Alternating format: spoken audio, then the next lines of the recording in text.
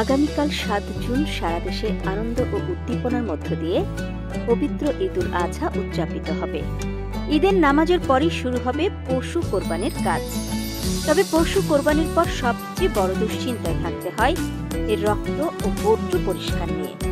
যথাযথ ব্যবস্থাপনা ও সচেতনতার অভাবে কোরবানির পশুর রক্ত ও নানা উচ্ছিষ্ট থেকে মারাত্মক পরিবেশ দূষণের সম্ভাবনা রয়ে যায়, কারণ এসব রক্ত ও বর্জ্যের গন্ধে টিকে থাকা দায়ী হয়ে যায়।